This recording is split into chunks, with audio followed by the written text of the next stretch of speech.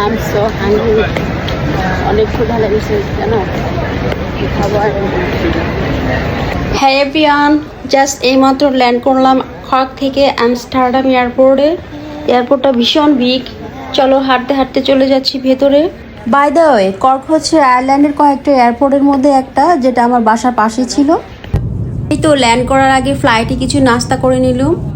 Morning ব্রেকফাস্টটা খুবই ভালো লাগলো, সার্ভিসটাও ভালো ছিল। আর্লি মর্নিং, এই কিছুক্ষণ আগেই ডাক ছিল, এখন দেখো সান উঠে গেছে। ভিউটা কি ভালো লাগছে। মেঘ দেখো, মেঘের উপরে ভেসে বেড়াচ্ছে এমন লাগছে আমার। আর সানি ওয়েদার। আমরা ইস্টের দিকে যাচ্ছি, আমস্টারডামে ল্যান্ড করব।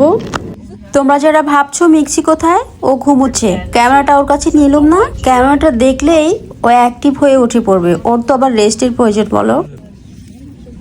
ইমিগ্রেশন পার হয়ে বোর্ডিং পাস হয়ে এসেছি, লাস্ট বোর্ডিং শুধু বাকি আছে। সো এখন খেতে যাবো চায়না শপে।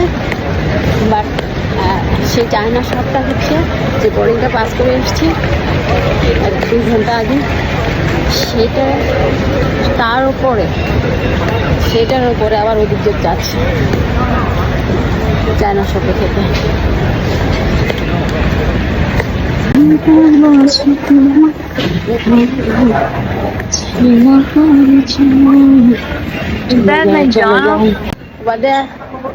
এত অপশন, এত রেস্টুরেন্ট, কোথায় খাবো বুঝতেই পারছিলাম না। বাট একটু জানো তো, ড্রাই ফ্রুট থাকে বেশি একটু ফাস্ট ফুডে।